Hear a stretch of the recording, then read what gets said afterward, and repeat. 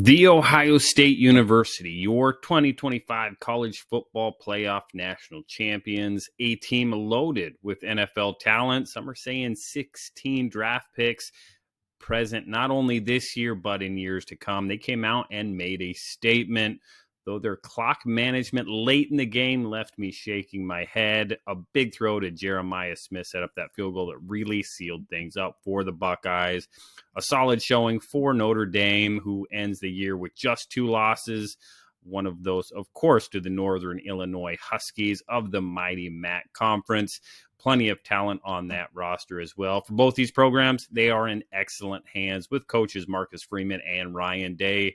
Both programs have all the resources they need to recruit from high school, recruit from the portal, and recruit their own rosters to stick around. To everyone I know at both of these programs, congratulations. The future is bright. Speaking of the future, it is time to talk 2025 transfer portal and the college football landscape as we get ready for more changes this fall. Dave Shumate of SEC Unfiltered joins us today to talk all things college football, the portal, and where college football is headed, plus a quick update on the International Pathway Program with our friend Mark Delgarian. All that today here on Scouting the League.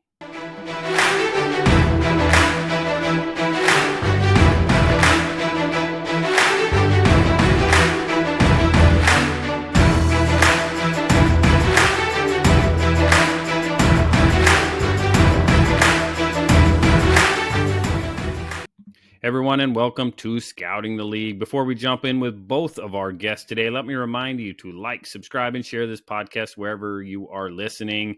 Apple Podcasts, Spotify, Megaphone, or on our home over at Fans First Sports Network. Give us that 5-star review. Most importantly, share this with a friend. If you like the video element, head on over to YouTube. We are at Scouting the League on there. Make sure you are subscribed to our channel and share that with a friend as well. I am Roderick David at RightStepADV on X. Make sure you go follow me. Check me out. Leave me some comments. Tell me where you agree or perhaps disagree. Neil Stratton along for the ride as well. He is at Inside the League on X. Make sure you plan to see Neil next week at either the East-West Shrine game or in Frisco or down in Mobile at the Senior Bowl. Before we jump into the portal and college football with Dave, have to get a lay of the land in that other spot. That is the International Pathway Program with guys like Bayron Matos, Travis Clayton, Thomas Odukoya, F.A. Obata, and of course, Jordan Mailata, all veterans to the program. The love for American football on the world stage has not gone anywhere. So let's get an update on where we are at with the IPP. Mark Delgarian, lead international scout for the NFL, fully immersed in all things International Pathway Program. Mark, last time we talked, we were discussing players in last year's program. Another year, and football has not gotten any smaller on the international stage. So let's talk this year's program. Let's talk about who are the guys you're seeing, where are they coming from, maybe perhaps when are we going to get our first glimpse of these guys in the next coming weeks and months. Yeah, Roderick, thanks for having me. I love talking about this stuff, as you know. Just kind of a rundown of where we're at the IPP programs are running from January 20th to March 31st. Guys are coming down to Florida from all over the world. They'll be training at IMG Academy in Florida. It'll be a 10-week camp, and a part of that 10-week camp will be their pro day about 8 weeks into it, where they'll have the opportunity to work out in front of NFL teams, scouts, GMs, coaches, so on and so forth. This year, we're going to have 18 athletes participating in the program. Of those 18, 5 will be specialists. 12 countries are represented, which, something I'm really proud about.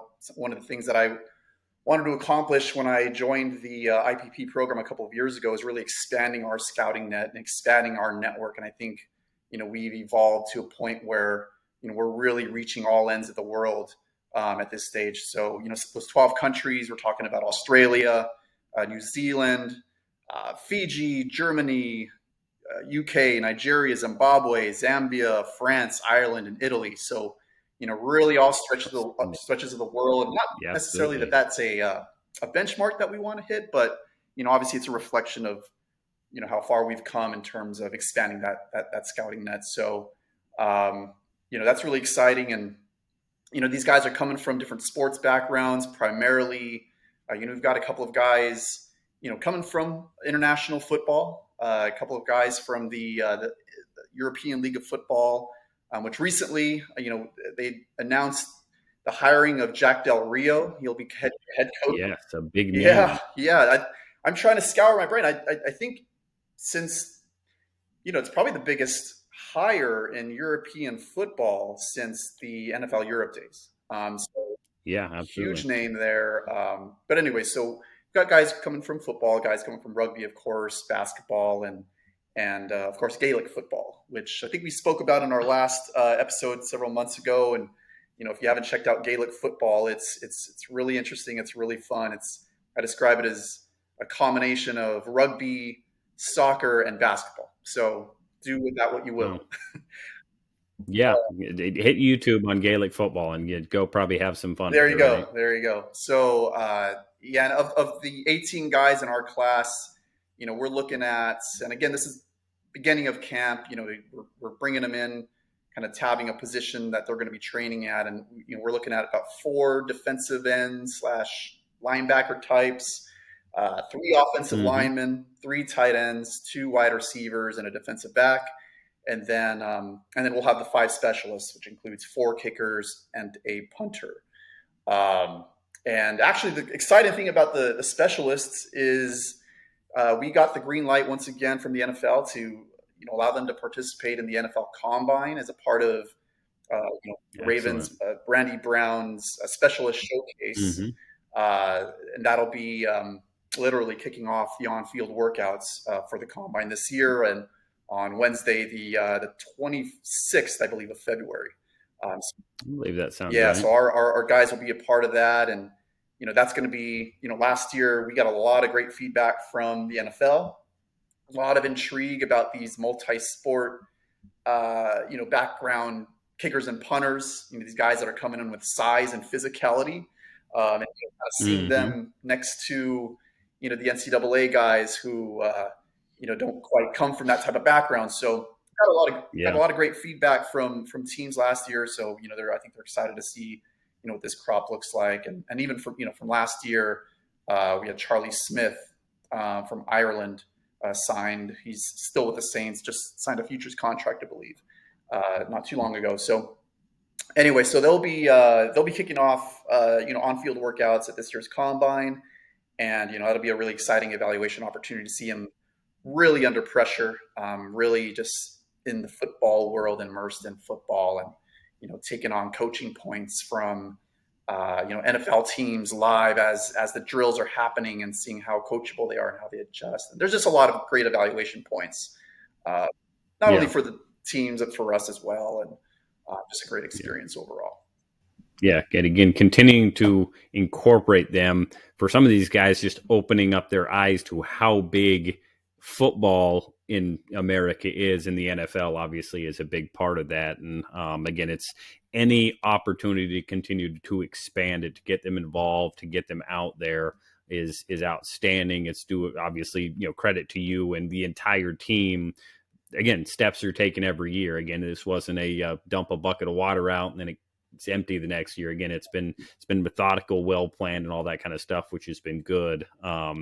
The One of the names I want to hit on, a name that people will hear and get excited about, Jordan Patai. Again, other than sharing the first name with another really, really good international player that's dominating for the Eagles. What can you tell us about Jordan, and what can we be excited about seeing with Yeah, so Jordan? Jordan's a lifelong NFL fan. He's from Australia. He grew up playing rugby all his entire life, and he's probably one of the higher profile guys that we'll have. Um, well, coming into it, he's one of the more high profile guys that we'll have at our camp this year. He played very high level rugby internationally, obviously in Australia, playing for the national team, and these are the teams that are at that same level as the All Blacks. I'm sure you've heard of, in the rugby world. So he's played at that high level, in front of 60,000 fans, and he's been a star. This opportunity, this IPP opportunity, was presented to him, and One it's of the one ones. that he was very excited about, and he's taken all the necessary steps to take this somewhat of a leap of faith, right? But excellent athletes, about 6'3", 225, big hands. We're going to look at him in a pass catching capacity in a position. We'll see what that forms into. Obviously, there's H-back, tight end, receiver, returner. Those are all kind of on the table right now. And as we kind of chip away and see, how he's taken on different skill sets and how he's responding to, our IPP training down at IMG, we'll be able to narrow that down by the end of the program. But what we really like and what we're really trying to veer toward are, finding guys around the world who obviously have the traits, physical and athletic traits, Always starts with traits. but the intangibles as well, and the experience in Yeah, playing high absolutely. level athletics and pro sports in a lot of cases, so Yeah, that the light isn't too, the lights aren't too bright, when they ultimately turn on. Uh, so he yeah. fits, he checks those boxes, and he had a great workout with us down in Australia. We actually we have the NFL Academy now down at Gold Coast in Australia, and I've worked with those guys before when they were at the IPP, and so it's really valuable having that kind of presence down in Australia as well. They're able to work guys out, and sometimes I'll send guys down there, and Jordan was one of those guys that they're able to work out, film, and get an evaluation on for us. So we're really excited about Jordan, and of course there's other guys that we're excited about, but he's probably the highest profile guy coming into it. Yeah. Again, it starts with traits. Again, it doesn't matter where you're scouting internationally, Division 1, 2, 3. If you have the traits, you have a chance. And it's the easiest thing to look at and see, hey, this guy's got the traits. And then, like you said, you bring in that character, that intangibles, especially at that position. You're talking, again, from an NFL team standpoint, that tight end, that fullback, those are usually your higher IQ football guys because you're asked to hit so many angles, do so many things. So as you said, as you work through the process on Jordan, again, finding out what all he can do, and again, playing the long game with the guy. Hey, let's focus a little bit here, and again, learn the football game, the way Americans play. Yeah, I know you're going to be able to run into people and be fast and do some of that fun stuff, but again, learning to play football will be a great challenge. And when he has played at the level he has, I am fully confident that he is going to be up to the challenge, and we'll be excited to see him with the team. Hopefully some preseason snaps, and again, at some point through this process. So it's going to be fun. This has been, I love the updates. I love the IPP. Again, always fun watching these names, tracking these guys. I'm sure we'll get you back on at some point once a little bit more information is finalized, and as we get through this Yeah. process. Remind us where can we find you and the IPP information, everything like Well, one that. thing I also wanted to add was is our something that we're doing that's new this year. Before we get into kind of the final stuff, is we're actually going to be at the Senior Bowl. We'll actually have a presence Excellent. at the Senior Bowl down in Mobile. All 18 will be there. Yes, sir. Yes, sir. So, something that I've advocated for a while, or at least pitched for a while, is getting them an opportunity to get a feel for the intensity of the game, a feel for the intensity of Mm-hmm. just the intensity it takes to successfully go through each drill, and to Yeah. compete at a high level, and and to just get some sort of exposure to that prior to coming to our camp. So, we finally set up a situation where they're able to spend some time observing Senior Bowl practices. They'll be observing, that Monday and Tuesday of practice to see the guys live, playing pads a Mm-hmm. little bit, see the intensity of, you're not, when you get to our field in IMG, you're not just going through bag drills, it takes a certain intensity, and we're looking for a certain intensity. Yes, you've seen it live. So, what better place than to send them to observe guys who are hungry to make the league, first round guys, type guys, to get an idea of what we're talking about, so that once they're down in IMG, they've seen it and felt it and heard it, up close and personal. So Yeah.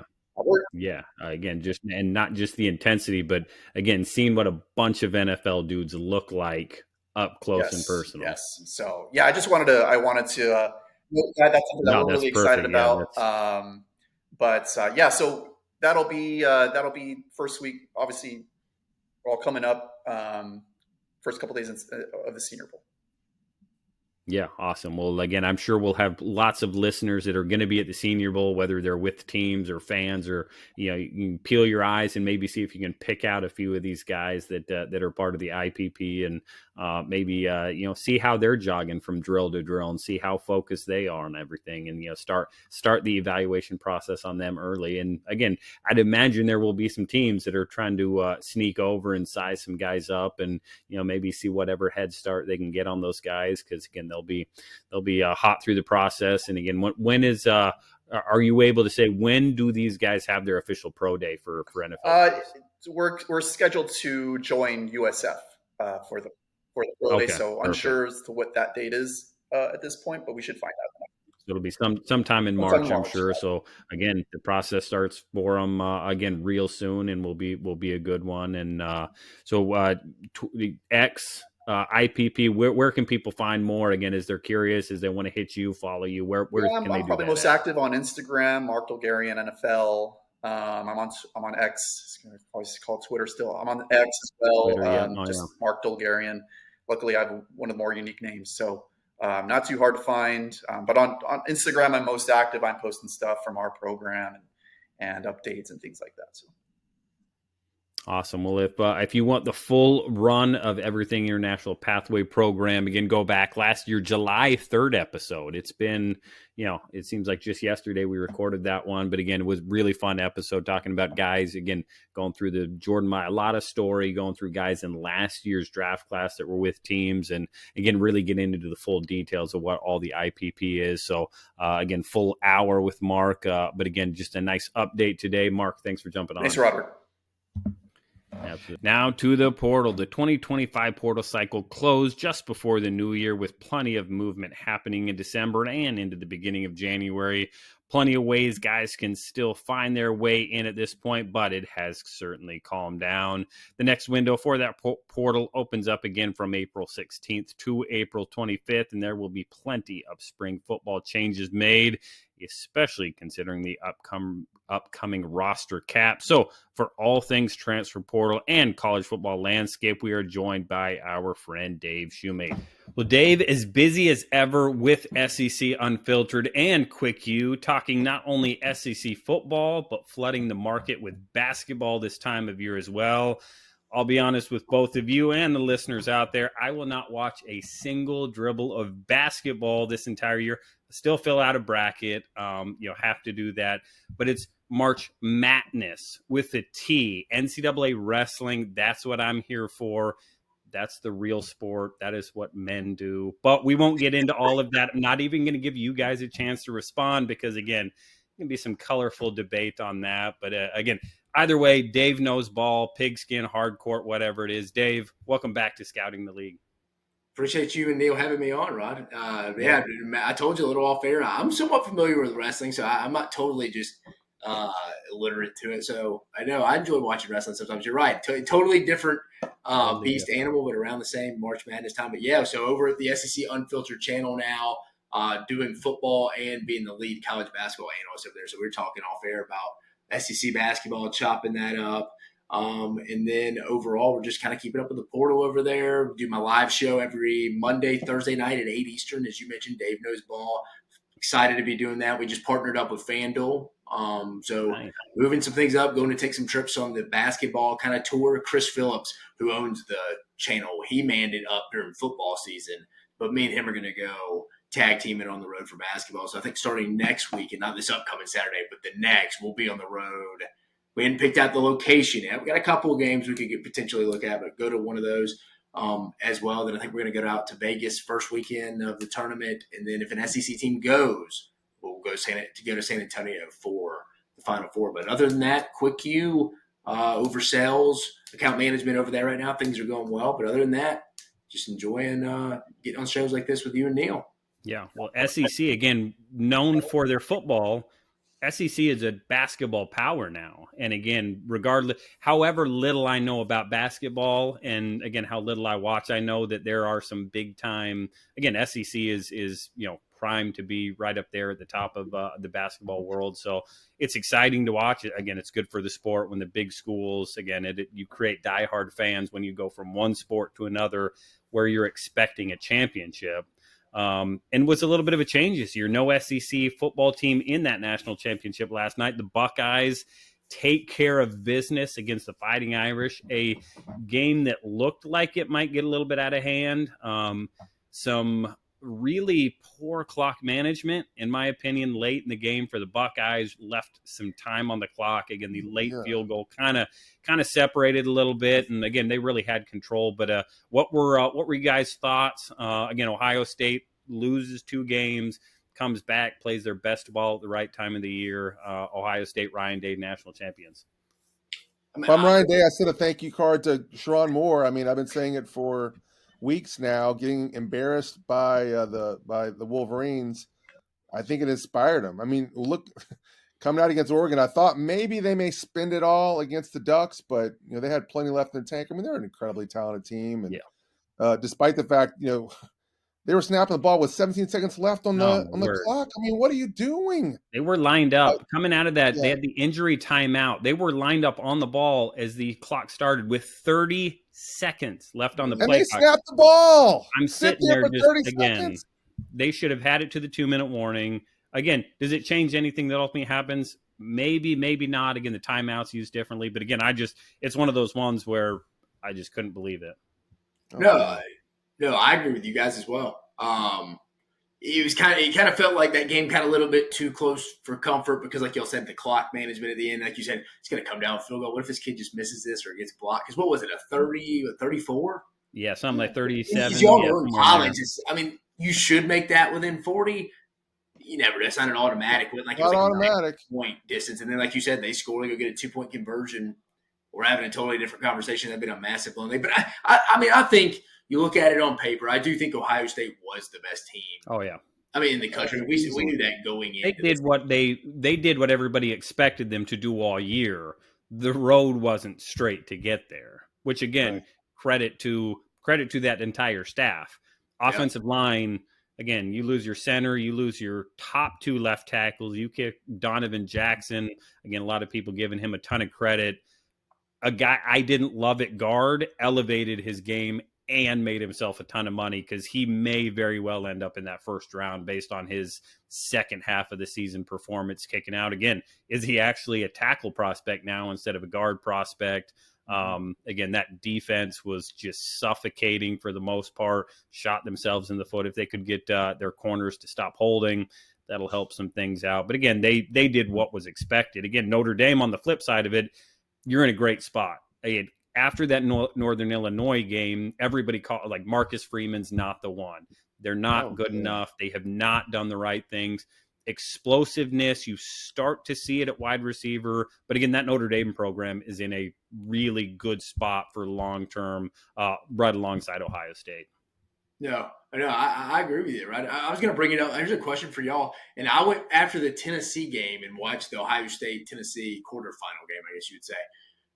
It felt like after that Michigan game, because I went back and watched the Michigan game prepping for that Tennessee preview we were doing, and it felt like they changed their run scheme up quite a bit. Again, I didn't watch them go back and rewatch the Oregon, Texas, or even I didn't go back and watch the last night's game at all, but like watched it live, but not live. Did that seem like that was the case to you guys? Did they change some stuff up offensively? Obviously, they changed some things up, but did it seem like a big overhaul from that? And that 28 days they had, or a little less, they had to prep for Tennessee after the Michigan game?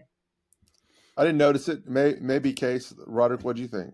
No, nothing major. Again, when you start talking, again, especially late in the season like that, and again, you had a little extra time to prepare. Even after that Michigan loss, you knew you were, again, you were fully expected to be in the college football playoff, so you were preparing from then on. Again, a little bit more polling, a little bit more movement. To me, again, I go back and you think about that Ryan Day, Lou Holtz spat last year, where the knock on the Buckeyes is they're not physical. And there have been times where, to me, it has looked like Ryan Day wants to show everybody that we're physical. You don't have to be physical to run the ball. You've got to be physical enough to run the ball. You've got to open lanes. Their two running backs finish. Their offensive linemen finish. You don't have to be road graders, which, again, I think in some of these matchups, the Michigan one specifically, and again, at different times, even in some of these big games, let's run downhill and just try to move people. That's not your game. Be athletic, stick to who you are. It is the zone versus gap scheme difference in offensive line bodies, in your scheme, and the way you practice things. You can't be truly great zone and truly great gap. You just don't have enough time to practice things. So again, I think they, at the end of the day, the biggest thing was that this is what we are and who we are, and this is what we're going to stick to it. And again, we're going to get people moving. We're going to create gaps. We're going to just, be more athletic than you. And again, you saw it on a Quinshaw Judd kid, stiff arm, one-on-one, good luck. One-on-one versus Travion Henderson, good luck. Again, he sets things up. Again, with the young wide receiver, good luck. Like, again, I thought they had the deep ball open most of the second half, and they didn't go to it until late. Again, as Notre Dame started walking down to the box, again, get Jeremiah Smith one-on-one. And again, I'm going to take that, most of the time. So again, either way, both programs in a great spot moving forward. Congratulations to everybody at Ohio State. Again, congrats to Notre Dame as well on a big time year. And these two programs, when we start talking about the portal, slightly different ways to go about it. Both of them brought in the quarterback. Again, you go to Duke, you go to Kansas State. Both of them grabbed some different pieces at different spots. Obviously, Ohio State got all the notoriety, getting Judkins, getting Caleb Downs. You grabbed the center from Alabama. Ohio State also spent a ton of, again, you could call it portal, NIL resources, keeping guys. JT, Denzel Burke, Travion. Again, you just go down the list of these guys that they got to stick around. So as we've seen the portal change, evolve, these two programs at the forefront of college football in terms of what their resources are. Doesn't matter what Brian Kelly says about Notre Dame's resources. They're at the top of the heap when it comes to what is available to them. Dave, let's start with what has changed in the last 2 years in the way teams have approached and operated in and around the portal. And again, highlighting these two teams, highlighting teams in the SEC. What are you seeing as some trends that are either changing or going to stay the same? I think the pre-portaling process is, I think a lot of people that work in the industry, they all kind of universally call it pre-portaling, where it's like fall for the recruiting staff. I mean, from when I was in it, from starting as a student in Alabama in 11 to when I got out, my last fall was 2021, but I ended in 2022. I think the difference now is the fall was it was kind of slow. Like, you kept up with your high school commits. You were making sure that film was getting cut up. You'd watch it once a week. Maybe some seniors in your area in the state of Florida come about. But it's, again, coaches are primarily focused on football, and they still are. They're still focused on the season, the team.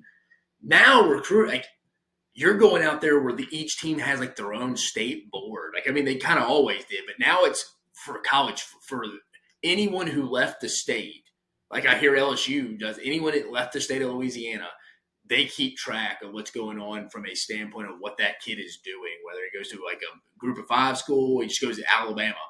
So, and I think they manage who's doing well and stuff like that. So it's more, you're tracking the college game now. You're trying to go pre-portal kids, like, hey, this kid's interested. Can someone reach out? I mean, again, you're tampering. I mean, that's what they're doing. I mean, you're just trying to get ahead of it because, as you guys know, when the portal opens up that Sunday after the regular season, the week of the conference championships, most of those guys know where they're going. Most of the good players, at least. I mean, You may have some guys that just get in and be like, I mean, I think I know where I'm going, but if someone came in and gave me a price I couldn't turn down, right? Okay, like, yeah, I'm open. So I'm going to put myself out there. And then some of these guys put on the compliance paperwork, like, do not contact, because they know which I always find that to be funny. It's like, don't tamper with this kid. It goes into the portal, and how would he know the other team's even interested? I just always thought that was funny. It's like no tampering, but we do have a do not contact tag for the Yeah. Dave, what's the solution? That's the thing that everyone that I talk. I mean, I just got off. I'm in the middle of being on the road, but every one of these All-Star games, that's what everyone's talking about is the tampering. Is there anything that can be done about tampering in college football in the portal that you know of? I would say Because I mean, ultimately, that player wants to be tampered with. I mean, there's not going to come no way around to and fully testify stop. against the school that just paid him. Unless you just start penalizing, unless you start finding these schools and they start like just having enough with it. But again, what's the school going to do if it's a good staff they're on and like they're winning on the field and they're getting good players? Like, okay, you're going to fire me for quote unquote somewhat doing my job because if we're not doing it, someone else is. I mean, they're always going to play in the gray area. It's like you said, I don't know how you fully stop the tampering unless everybody comes together for like an agreement, but I don't think that's ever really going to happen unless you really started cracking down on fines. But I don't think they would agree to. I just don't think they would agree to that. And then nobody's really going to rat anybody out because they have 5 other stories about what you've done. They do it themselves. Yep. Yeah. I mean, you'd have to have an NCAA from the 80s with that kind of power to be able to push back against what we have now, and they don't have that kind of power. I guess tampering's here to stay, and there's not going to be any changes in it. Well, again, you get down that road of what's the answer. Again, you're talking NFL model. You're talking collective bargaining. You're talking true multi-year contracts.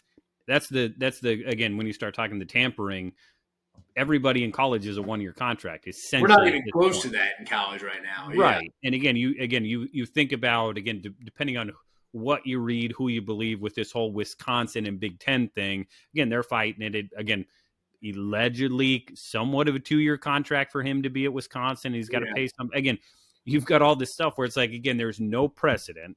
There's no governing body. It's a lawsuits, which means it's going to be kicked down the road 2 to 3 years now. So again, everybody's going to take that bet. I'm going to go for the player now, and maybe I'll pay the piper in a couple of years. But in the meantime, I need to keep my job. And again, the player wants to come here. So all of it it's unbelievably messy. It's unbelievably, gray. There is no standard. Everybody's somewhat following best practices, but also keeping up with the Joneses. So again, it's ugly. It's not pretty, but it's a landscape we're in. And we have seen there are teams, there are agencies, there are players, there are marketing companies. There are absolutely schools and everything that are doing it best. Positions that are most common, most getting paid, all that kind of stuff. As we start getting into, let's start with schools. Dave, you're in SEC country, which is the biggest of big football. Again, you can pick a handful of the top of the Big Ten. Again, maybe some of these you get the Notre Dames, the non-conference. But the SEC, in a lot of ways, sets the standard. Are there SEC teams doing it in a certain way that it's like, man, these guys really have it locked in, focused? Again, Alabama may be an outlier in terms of getting a new staff and a new way of doing things there. But what are you seeing in terms of best practices and who's doing it the right way? Well, I mean, I think really 3 schools come to mind here out of the SEC right now. I mean, I think you were saying, no, I should say overall, two schools come to mind from the SEC and 1 overall. And this is just the schools like I know of. Again, I haven't talked to enough people in Alabama to really know how I know they were a little behind. Initially, because they were getting, remember, they had the Saban tax. Like, it was kind of like people still were willing to maybe take a little less to go play for Nick Saban, because we all know that hasn't been the case now for about a year. So they're having to reinvent themselves a little bit, something they hadn't had to do in a while. Auburn, though, Will Redmond, the GM, and them do a good job. I think outside of just the GM, though, whoever's over the collective has to be like married up as well. And I think Jason Campbell, as y'all know, the former Auburn quarterback, first-round draft pick, he's involved in that. Like him and Jason Campbell and Will Redmond go in and have like the contract conversations with the family. They go back to Brett Whiteside, who's over the On to Victory, I think is the name of their collective over there, and he deals with calling the people with the money, the big boosters they need when they need to go request some money. But I mean, I think they do a good job because I think they're all kind of in line with a vision. I think that's almost like, I think sometimes we always want like the perfect formula for it. And I think it's just like everyone being on the same page where, hey, I know I can go pick up the phone call and to call Brad, or I can call Will, or I can get Jason over here real fast on a weekend to come talk to this family who we're trying to work this deal out to get them signed before they leave campus. Stuff like that, where I think they do a good job. They sound like they kind of have their designated kind of salary cap per position, and they're trying to even go deeper and want to come up with products. It's like, hey, when Coach Freeze calls and we're talking roster management, like, we want to have kind of a database they're trying to start getting into where it's like, hey, if we're calling about Neil Stratton, all right, Neil Stratton, this is how much we pay him. Here's specifically his contract. Here's how much percentage of our team he takes up. Here's what percentage he takes up of the defensive line group.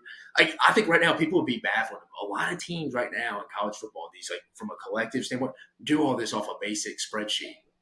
There's no database in there. So I think a lot of these teams get calls from their head coaches asking for different, hey, Neil called me today. Well, he's saying he hadn't been paid this month. Like, he said he talked to y'all and he didn't fulfill 3 of his autograph obligations. Like, how many does he really have? And they're like, let me go pull up my spreadsheet. Where it's like, if there was only a database, and I think there probably will be here in the near future, if like where you could go in and get those answers, where you just put like your cursor over the kid's name, like it's a recruiting board or a draft board, like you would have in the NFL. It's like, all right, Neil Stratton, let me put my cursor. Here's how much we pay him per month. Here's a picture of his contract you want. He takes up X amount of our roster, X amount of the defensive line room. These are the fulfillments he has to get paid this month, X amount of what autograph sessions, can't fail a drug test, misses any tutorings, we deduct anything off his. I think just all that, because I think right now people are just like, dude, these questions are coming up. There's not really one house database. I think that's the kind of the stuff that's changed as well. Good. Yeah, that autonomy. Again, you go back to the NFL model. Again, that is what we're seeing more and more. We're hearing it talked about. We're seeing, again, NFL scouts, NFL front office people leaving for these GM jobs. Again, the Tennessee Titans had a scout that leaving, again, for his alma mater to go run that, the Delaware program as a GM. That is going to be the case. As money is being spent on athletes, on NIL, there has to be the money spent elsewhere to keep up with all of that. Are we seeing, do you guys know, is the amount of resources in the building, whether it's that GM, whether it's the software to track all that stuff, whether it's for additional evaluating staff, is the money being spent in a, I won't use the word efficient because we know it's not being used efficiently, but at least in a way that's going to keep some level of equilibrium between the two and allow people to not get behind? Yeah, I'll be honest with you. I haven't really heard either way from that perspective because I think every team just does things so differently. And again, I think every school you're at, who you're dealing with, if the collective's on the same page with you, it's just all kind of different as well. I mean, I think also a strength of some of these teams. This is what Oregon does well. I think they're willing to let some of these kids walk and come up to them at the end of the year and kind of be like, no, I want X amount. Alabama's offered me this much if I want to go here, coach, but I like it here. I like staying here. My girlfriend's here, but like I can't turn this down. If y'all can match it, I'll stay. And I think they're like, good luck. Where I think a lot of programs will let them walk from that perspective. But the resources, though, I mean, Oregon's a total different beast, too. I think Phil Knight's dying for a national title before he passes. I mean, he's like in his 80s? So I think they get every amount of resources they want. But no, I haven't really heard anything specifically. I just think I think a lot of it's like palms up defense, man. It's like, dude, what are we supposed to be doing here? Each school has their own little, this is the way we've done it. And I think now with the revenue sharing coming, some schools are going to keep that collective, and some are just going to just ban it. It's just kind of going to come all in-house. Yeah. Dave, you said the magic word, okay? Again, over the last 3 weeks, I've had this conversation with all these NIL agents who talk about revenue sharing. And everyone has a different answer, okay? Some say revenue sharing is any money that comes from the school that's not involving the collective. Some, when I think of revenue sharing, it's everyone in the Big 12 or the SEC or whatever has a big pot and they hand it out. They distribute it evenly among those schools. Talking to me like I'm a first grader, which I'm not very smart anyway. What is revenue sharing? What will it be? When will it be instituted? These are the big questions I think that everyone doesn't have an answer for. I mean, what do you say on all this? So it's projected to be that hopefully the courts pass it. It's $20 million everybody can spend up to. You don't have to spend it. Like I hear everybody over Arkansas saying, University of Arkansas is saying we're going to operate at 14 to 15 mil. Like we're not going to fully give $20 million to the athletics department. So that's going to put them behind other. And that 20 is all in for the entire athletic department, correct? Yep, and then you got to factor in Title IX and stuff like that. And we just cut that, right? Okay. Yeah, remember that just came. Now, is that money is it up to the school to come up with that money? Is it up to the SEC to come up with enough 20 for every school? It's the school. Because just like Arkansas can decide, like, hey, we're like, we can operate up to 20, but you know what? Like, we're not going to put that much money, the $6 extra million, to go to athletics. We'll just put 14. So I think it's up to school. It's going to be up to the schools, and then you can distribute it as you want. And then, as we know, Title IX gets involved from that perspective. Right. Like, you will obviously, I think we all know that you're going to have to give a certain percentage to women's sports, and the school can pick. I think from before that ruling came out the other day, which everybody thinks it'll be overturned, but it was just, hey, you could give, because I think most schools are probably going to give 75, 80%, maybe even 85% to football. Sure. I think in a perfect world, they'll probably go 80% football. I think probably 15% men's basketball at most places. Right. And then baseball kind of starts splitting that other 5%. And you obviously got to give some women's sports. But that ruling, what the other day, unless I read it wrong, was when whatever, if you match a football player $200,000, you got to give the women's basketball player that. It's like, I think a lot of people are conversation for another day. But I think, for sure, it sounds like the revenue sharing from talking to all these GMs is something even guys like Greg Sankey, the SEC AD, is echoing down to his presidents, ADs, saying like, hey, guys, don't listen to people who are saying this isn't going to get passed. I'm telling you, it's going to get passed. So I think they're all kind of starting to operate. I think they're starting to get more involved now, the schools now, because think about it. Like I was talking to my buddy at Auburn, and he was saying, look, you're going to have – and I get this from a standpoint, because think about it. The GM is usually just kind of on the side of the coach. Like he's just kind of loyal to the coach. So he was telling me they're going to implement some administrators, like in that kind of that middle realm. It's kind of like a consultant for Auburn. Like a compliance department that everyone hates? Not compliance, but someone to manage the budget so they're not overspending and keeping track of like, hey, we're paying Neil Stratton. Not messing with you, Neil, but no offense. But if it's just like we're paying Neil Stratton, we agreed to pay him $800,000. Geez, and he doesn't even play, and he's always banged up. Like who assigned this? He will essentially. He was telling me that hey, personnel people are now going to be fully like people. They're going to be looking at evaluations a lot harder from an administration standpoint because they don't want this one football staff just overspending. And they're like, whoa, look at all these. Look how much money we're paying to these receivers, and like. That's one of the weaknesses of our team. They're always hurt or nobody's producing. It's like, what are we doing here? We got to have some checks and balances. I think that's what it is. It's kind of like the University of Auburn or Auburn University's athletics department is going to be like, we got to have somebody that's kind of overseeing like, hey, hold up now. Are we sure we want to spend that? Y'all missed on some receivers, guys. We're going to go invest that much money in another one. Yeah. I think they're going to have some kind of checks and balances. That'll be an interesting dynamic.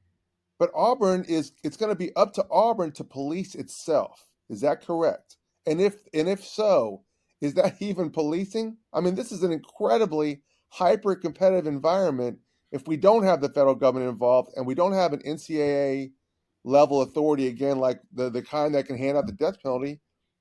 Isn't this all just purely theoretical? Does it matter a bit? I'm hearing about schools that are backloading and front-loading because they're anticipating this revenue sharing model, but short of having someone to implement it, I don't even know why we're talking about it. Yeah, that's why they're waiting on the government to help them pass it by. I think everybody's just, the NCAA, anything comes up, they're just kind of like, yeah, look at Diego Pavia. He wants an extra year just from the judo thing, and he's about to sue him. There's like, you get your extra year, man. Just don't. Exactly. Right, so you're right. Nobody's implementing that.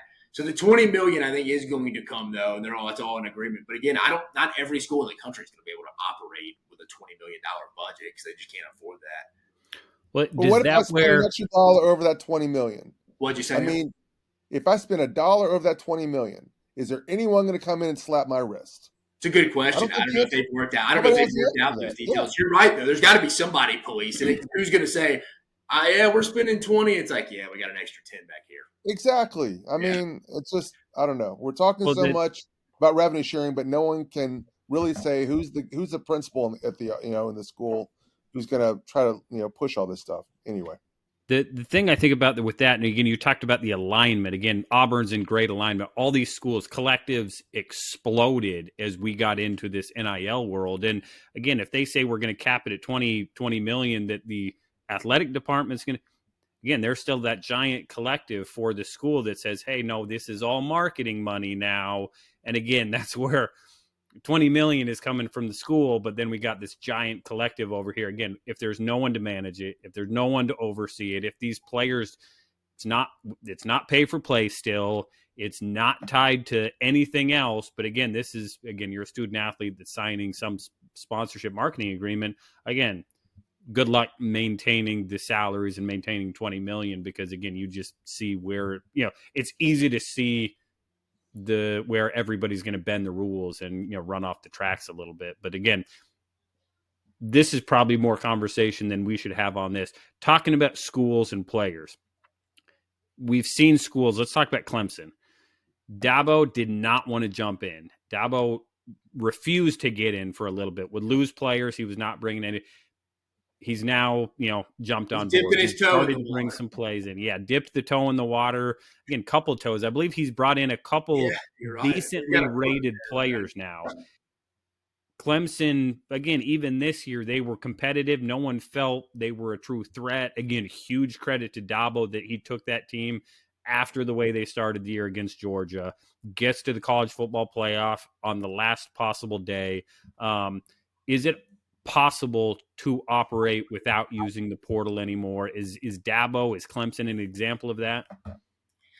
Yeah, I think if you're just going homegrown, that's it. I think you're just missing a big opportunity to go upgrade your roster. See, I mean, that's essentially kind of arrogantly high school recruiting. Just be like, look, we're not going to miss on any kid. Is essentially what I'm saying. And it's like how it used to be. Yeah, like you may just have to deal with that for a year or two because you missed on a couple offensive linemen in the depth, or you're an injury to a week. Your 6th, 7th guy aren't good. Inevitably, we know you have offensive line injuries. So I think unless you're really good at high school evaluation, you don't miss, which I mean, as we all know, if you're probably going about 5 for 10, that's really good. So you're going to miss on some of your classes. I don't know. It's a little, again, I don't like Dabo's arrogant. I just think it's a little bit like, I don't know, nose in the air when it's like, dude, Clemson's a big brand. Clemson's a big brand in college football. I think you could go have success in the portal. I mean, again, I think he probably is a smart enough guy to be aware that, yeah, I know we could have success in the portal, but I don't know if I want to hinder my whole program. And I love the fact that, hey, he wants his guys who want to be here, homegrown. They've been through my program. They know where every drill is in my practice field, how we do things in the winter, how we drop our laundry off to the equipment staff. They know how we do this because they've been here since freshman. Dude, I get that. And I think that's what's underrated about Ohio State's team last night. Everybody talks about the best team money can buy. They retained a lot of that roster too. That they're paying. What 8 of those guys on defense were seniors. I mean, I know they added Caleb Downs in them, but still, there's something to be said. Hey, you got to have a foundation, and I think that is the high school recruiting, especially at that level that Clemson should be on. But I do think at the same time, you're leaving some meat on the bone of the overall program. If it's not like, dude, you're not going to go dabble in any free agency, essentially. I mean, you guys have more of the NFL background than me. I mean, it'd be literally just be like, we will never dabble in free agency. We will just go with the guys we draft. Yeah, it's it's the Green Bay model, except they went out and got Reggie White to win a Super Bowl, and then they signed Charles Woodson. Again, Brett Favre was traded for. So again, there's absolutely that Ron Wolf. Yeah, the Ron Wolf and again, Ed Thompson carried that on. So again, it all comes from that. And again, I think that's the perfect parallel. Again, when you start talking football, again, if the draft is high school recruiting, you've got to hit on some free agents at some point if you want to remain competitive. And again, I know the last Packers Super Bowl, I think their fullback, I believe, was the only player that had ever played for a regular season snap for another team. And that was a couple snaps for Pittsburgh and John Kuhn back in the 2010, I believe. 2010 season, yeah. So again, that's going back a little bit. But again, all the parallels are still the same. So again, the schools, there's no avoiding it.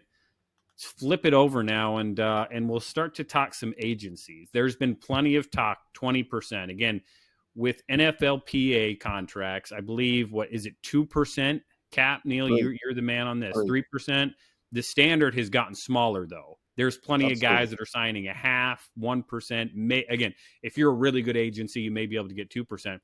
We take that cap away when we start talking college football, and a lot of players have taken advantage of. The numbers come down. Neil, what has the norm actually become? Again, you're actually in the industry. You actually talk to agents, work with agents. You're not just some, person sitting behind a desk that goes out on the internet and spouts. What's the standard for agents to get on NIL and college deals now? Last year was 10 to 15%. I got a great story that I really can't share about having lunch with a big major agency and a guy who knew the landscape. And he asked him, what percent are they charging out there? Thinking that he was going to say 1 or 2%. When my guy said 10 to 15, the guy almost dropped his fork. He was visibly shocked. Now, what I'm hearing is 10% if you can get it, but 5% more often than not. And that's simply because more and more people are getting into this. 2-3 years ago, you could charge whatever you wanted to. And I know that there was a social media hit that came out maybe a week or 2 weeks ago about a guy claiming he's getting 20%. I'd love to see. I defy him to prove that he's getting 20%. I don't think it's happening. And more, a lot of guys are saying, well, we're not going to charge and just use this as, basis for recruiting once they're ready for the NFL. That's the direction it's going right now. It's falling precipitously, and I don't think that's going to stop. At the end of the day, these players have all the leverage, and there's no kind of regulation on all this stuff. And it's just, again, and we keep saying it's the Wild West. It really is. But that rate is falling, and you're also seeing a lot of schools, at least when I talk to agents, they say this, that they'll go and say, listen, you don't need an agent. You can get this money, fire your guy, and we'll give you this regardless, and you don't have to pay him. And that's an incredibly big lure to a player who's thinking, I got to cut 10% off and give this to my agent. I don't want to do that, or even 5%. Why don't I want to put it all in my pocket? So it's I think probably we're at the 5 to 10%, and that rate is falling and falling fast. I think that's where we are in the industry right now. So is that the NFL you're saying, Neil? No, this is portal. You're portal saying, movement. right? Yeah, I would agree. These guys that are doing NIL. Because NFL traditionally is what, 3? 3 is the max. 3% if you're a UDFA or a day 3 guy. If you're day 2 and you're lucky if you can charge 2%, first round, especially top 15, 20 picks, more often than not, they're not paying anything. And I know that I'm going to hear from a lot of agents saying, I always take 3%. Well, some of you do, and hats off to you. But the fact is, this is a major negotiating point now with the major players, and I defy anyone to say that they're getting 3% if they're in the top 10, top 15. It's just not happening. Man, you're defying a lot of people out there today, Neil. Well, I know. I guess I'm a defiant person today. Again, but it's a lot. It's really hard because players talk and they go off to training and they compare notes on what they're paying and what they're billing and all those kind of things. And it's really hard to maintain that standard. A lot of good agents out there, really, really good guys. But the way that CBA is set up now, it doesn't matter how good of a negotiator you are on that first deal. It's very slotted. So no matter what good, how great you are and how many contacts and how ruthless you are about money, the fact is, I can almost tell you what your contract's going to be based on where you're drafted. And that's been picked up by people across the industry, and they're making agents have to cut their fees as a result of it. Yeah. So we spent time talking about from the NCAA and the school side of things. And now we get over to the agent side. Again, to be an NFL agent, sign that SRA, there's a lot of hoops you got to jump through to be NFLPA certified. To be an NIL and college agent, no regulation, no requirements. Now, there are a lot of these bigger agencies and even some of the medium-sized agencies, either the agents are doing both or they will have a completely separate marketing NIL division. We've seen the market start to balance itself out from a fee standpoint, from that percentage standpoint. But is it going to trend in the same direction where again, CFLPA, the governing body for agents, is there going to be something set on that side of the business to, again, help protect kids and help protect, the athletes that are going through. And again, in some cases, getting taken advantage of with maybe 10, 15, 20%. Yeah. I think right now the kids are the big winners in all this. I mean, you're getting 7 figures now to move. And obviously some are charging more than others and all those kind of things. But until there's someone out there regulating this, the answer is no. I mean, there is no regulation. And we're going back to the revenue sharing conversation we had. there's no one at the end that's going to say this is who's calling balls and strikes. And I guess if you're a big fan of capitalism, then this is great. This is nirvana. But I think that we need someone out there to guard against our lesser interests. We're all dishonest when we can be sometimes, and I don't know if that's going to be the federal government or not. And that's a separate conversation, but we're going to be hashing all this stuff out of the combine and an event that we're holding in late February. But right now, I don't see anything. Roger, you're knowledgeable about this. Dave's knowledgeable about this. I talked to a lot of people that were knowledgeable about this at all my stops so far. I'll do that more in Frisco and Mobile next week. But I'll be surprised if someone could tell me, here's where all this ends, here's how this changes, short of federal oversight, federal, I don't know, some kind of, I don't know I don't know what shape it would take. But again, we're kind of trying to dig all that stuff out right now as we move closer to the combine. I don't know. Dave, what do you think? Yeah, I mean, I told Neil the story before. So talking to a college team before, it is like you have probably some kind of like rookie type of agencies again, and y'all are much more well versed in it than I am. I'm just hearing it for the hearsay of people in my neck of the woods in the college game from the GM personnel side, and saying they'll take these calls from these agents that have not like just these jag type of guys, but kind of like winnable minus guys, not like your premier guys that are getting in the portal, but like they'll go to some SEC guys. They'll just be a part of a transfer class. They won't be like the headliner. They kind of, I guess, monopolize some of these kids. Like got a lot of them. And he says they'll call on behalf of the kids, set up the deal. And then I heard this from 3 SEC schools talking about the same agency. They'll call 3 more times throughout the day after they agree with the head coach who's ever doing the money side of it for that school, the kid, probably a parent or something from the kid and the agencies. And they sat down and we came up with this agreement, this number. I don't think any pen to paper benefit, but they verbally agreed on something. And they said that agent will call about 2 or 3 more times that day and just be like, well, the number's now 800. It's like, dude, we agreed on 500 3 hours ago. How did the number change? So they're like, do these guys just take this one number and then they'll just call every college team around, shop it? Because they know an initial market number, but y'all know there's no like salary cap towards a ceiling. So, and these guys can just make these numbers up because there's nowhere to go look it up in a database or anything to know if like, no, dude, there's no way. Like, so they don't know. Then also they'll keep calling and changing the adjustment of the agreed upon number. And they said finally at some point they'll go talk to the kid down in the locker room and be like, hey, Johnny, like, what's the deal? Like we agreed, your parents were on the line, your agent, like we agreed to 500.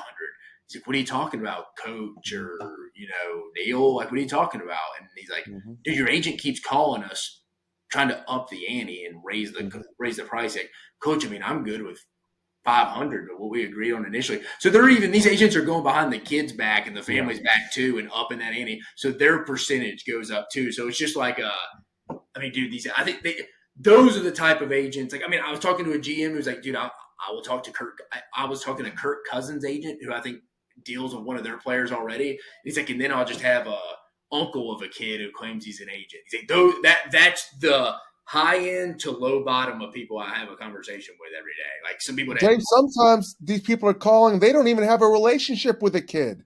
They're just going out to test the market, so then they can go back to them and say, I can get you this. And again, I don't know that I necessarily want this regulated in a way that's going to change everything and may not benefit the kid. But ultimately, I think the kids are really getting taken advantage of. And I'm sorry, it's not fair to the schools to be treated this way either. And I mean, and a lot of people are getting abused. I'm not just saying the schools, but it just seems like there needs to be a level playing field. We don't have one right now, and no one has any real answers on when that's going to take place, how things can change. Again, I realize there are a lot of market forces at work here, but it just seems like we have no stability whatsoever. It's total chaos, and I don't know how long that can last without people just getting exploited one way or another. Yeah, on all sides of it. I agree. You got a little bit of a sense for it. Again, the way the college football playoff went, maybe it was the schedule, maybe how late it was into the playoff. There was a lot of people talking about the lack of buzz for Ohio State Notre Dame, which should be a premier matchup. When you talk about, again, they were showing winning percentages for now Ryan Day and Newt Rockne. Again, two of the great programs, most iconic programs. And there was a lack of buzz for it. And I think part of that is because a lot of people have such a bad taste with the way the landscape, the business that college football, forever it was behind the scenes. All we saw was rivalries, good, alma mater. That's where I went. And again, you kind of hear some stories. Oh, but not my school. We don't have McDonald's bags and we don't have shoe boxes on the front porch, right? Yeah, you could. It was easy to ignore then and just go to Saturday afternoons. That's not the case anymore. You can't get away from it. You see the players on commercials. It's out front. They're talking about what they're making. So there has to be an answer. There has to be an answer to help college football, I would say, maintain its status on Saturdays and, again, whatever day of the week they play now. So, Dave, you're now in charge of NCAA football. What are like the first couple things you would be doing to implement, to rein things in, to put college football in a direction that is going to help strengthen it? Yeah, I mean, I think we got to come up with some kind of salary cap. Now, again, I'm not as knowledgeable as like the NFL type of market outside of that, from like the players union, the contract, the collective bargaining, stuff like that. Again, I don't know if these kids truly, we used to tell them all the time, it's like, dude, you do not want to become an employee. That would be bad news for y'all because you could get cut immediately. It's like school's over if nobody ended up signing you and you were like the portal purgatory from that perspective. Also don't think from a players union, I mean, these guys change so much. They're in and out of the sport. Like, I mean, who's repping the players? I mean, this guy may be going the next year. I mean, I think that'd be an interesting way how you figure out who's going to be representing the players. But it would have to be some kind of salary cap initially from that perspective for sure. I mean, you got to get that under control. And I'll be honest with you. I mean, I think we could come up with some rules because I think sometimes we forget, like, these players aren't forced to play football. Like, nobody's like, I mean, you're not like, it's not like we're 18 and we're the Israeli army over here and we're forced to go serve. Like, nobody's forced to go play football. So it's always been to me, it's kind of like, I don't really think the NIL kind of thing, the paying is like affecting the sport. I think it's the one-time transfer. I think if we could somehow go back, and again, we probably couldn't do this, but you asked me if I was the commissioner, I'd go to the, hey man, you can either, let's adjust it a little bit. If you want to transfer that bad, you can either go be eligible immediately and you lose a year of eligibility, or you can go sit out a year and retain a year of eligibility. Whatever you want to do, we just got to declare it. But I just think it would settle down all this pay for play. Players can come to coaches multiple times a year and try to renegotiate contracts. I mean, we talked about it. They're not multi-year deals. So I think, honestly, I think changing the transfer portal would do more for the sport. I think it would be a trickle-down effect. I think that's where the core root of it is. It's not really, I don't think, the NIL. Yeah, I mean, we knew the monkey would be out of the bottle from that standpoint whenever, like, hey, they opened this up. Well, yeah, people have been paying people forever. Not probably this much because it was like an underground standpoint. And now you got big people that didn't want to be involved in the underground stuff and like, oh, I can go help pay for players. Yeah, I'm more involved. So there's more money involved, and we see the $20 million coming down the chute. But I don't know. I think the unlimited transfers is what really, I think people just can't get familiar with their team's roster year to year. It's kind of like, who is this guy? This is his third school. I mean, y'all saw it. Amari Black. The transfer it was at Alabama, Texas. Now he's at A&M. He's on his third school. So I think that kind of gets a little tiring for fan bases to keep up with it. Because, again, you always remember in college, you always thought, even though they didn't, I mean, there was still some pride. But, like, you thought, hey, Neil Stratton played at Alabama for 4 years. Man, that guy loves my university just as much as I do, man. He bleeds crimson, dude. Okay. I mean, what do you think about a guy like Isaiah Bond? Does the 4th and 31 play with Jalen Milroe last year? It doesn't even end his career at Alabama. It ends his career at Texas.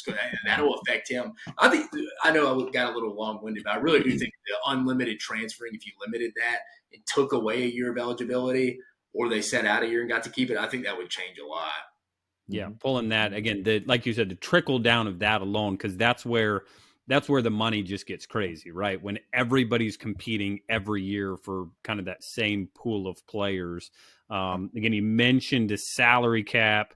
Neil, would you go any certain direction if you were in charge, or like, again, what maybe the first thing you would do? Well, I mean, I think Dave hit on it. I think when they took away the 1 year layout on transfers, that really turned this kind of on its head.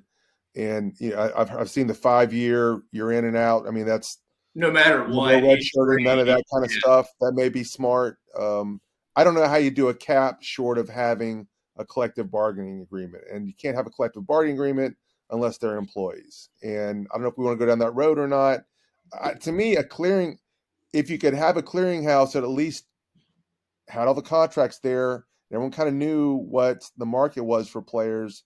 Maybe you don't need a cap. Maybe you let the market forces settle things, but at least there's a lot more transparency about things. Now, again, keeping that clearinghouse, I'm not sure who's going to do that.